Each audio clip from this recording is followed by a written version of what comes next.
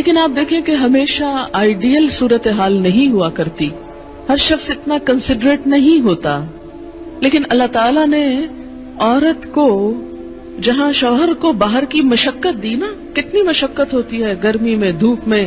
مثلاً ہر شخص کا ایئر کنڈیشنڈ آفس تو نہیں ہے کہ وہ وہاں بیٹھ کے کام کر رہے ہیں. بہت سے مرد سڑکوں پہ سڑکیں بنا رہے ہیں دھوپ میں کھڑے ہو کر، کچھ کھیتوں میں کام کر رہے ہیں، کٹائیاں کر رہے ہیں فصلوں کی، کوئی اور مکان بنا رہے ہیں، دھوپ میں کام کر رہے ہیں.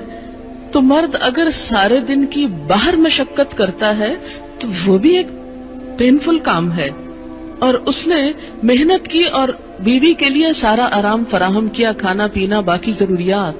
اب اگر بیوی کو اس کا مطالبہ پورا کرنے میں تھوڑی تکلیف ہو رہی ہے تو کیا ہوا کہ موڈ نہیں ہے، دل نہیں مان رہا، تو کیا ہوا، نہ صحیح.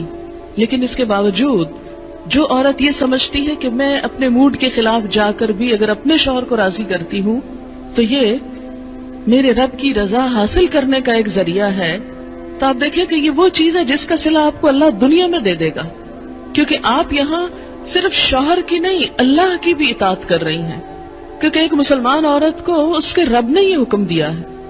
اور اس میں وہ حدیث آپ نے سن رکھی ہوگی اور عورتوں کو سنانے میں بڑی مشکل پیش آتی ہے مجھے ہمیشہ، اور عورتیں ایک دم اوفینڈ ہونے لگتی ہیں.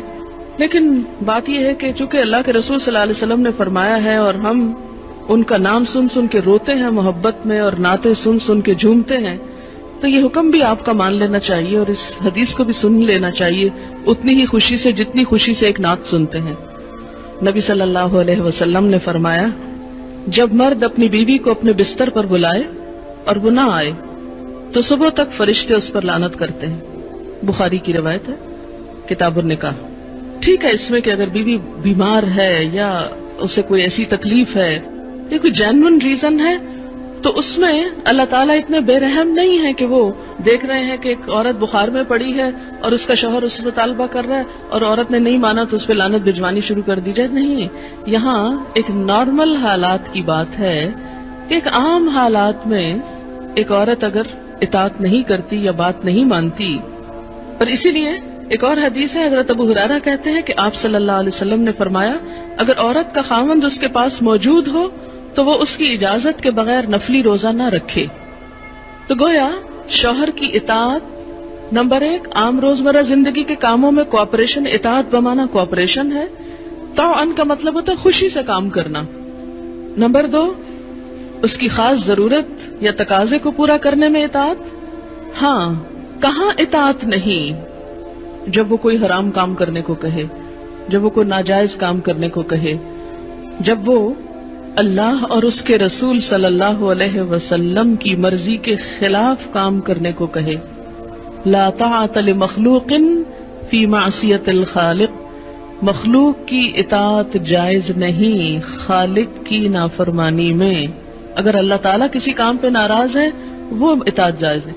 بہت سی خواتین کو دیکھا ہے جہاں اللہ کی نافرمانی ہو رہی ہے وہاں تو شوہر کی بات بھاگ بھاگ کے مانی جا رہی ہے، اس لیے کہ وہ اپنے نفس کے مطابق ہے نا. آپ سب جانتے ہیں کہاں کہاں. لیکن جہاں شوہر کی اطاعت اللہ کی رضا کے مطابق ہے لیکن ہماری رضا کے خلاف ہے تو پھر ہم وہاں نہیں بات مانتے.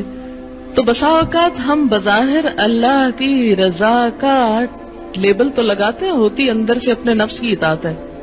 اور بعض اوقات شوہر کی اطاعت کا لیبل لگاتے ہیں لیکن وہاں بھی اصل میں نفس کی اطاعت ہوتی ہے کہ ہمارا اپنا دل وہی چاہ رہا ہوتا ہے جو شوہر چاہتا ہے اس وقت. بعض اوقات کئی غلط کام شوہر چاہتے ہیں نا کہ بیوی کرے، ہم خود بھی وہ چاہ رہے ہوتے ہیں ساتھ، اس لیے آڑ لے لیتے ہیں جی شوہر نہیں مانتے. مثلا سر ڈھکنا شوہر کو پسند نہیں، کیا کریں، اب شوہر کی اطاعت بھی تو اللہ ہی نے کہا ہے. یہاں شوہر کی ہم 100% اطاعت کو تیار ہو جاتے ہیں کیونکہ اندر سے اپنا دل جو ساتھ ہے. لیکن جب رات کو شوہر بلائے وہاں اپنا دل نہیں، لہذا چاہے اللہ تعالیٰ کتنا ہی فرمائے سب اطاعت بھول جاتے ہیں.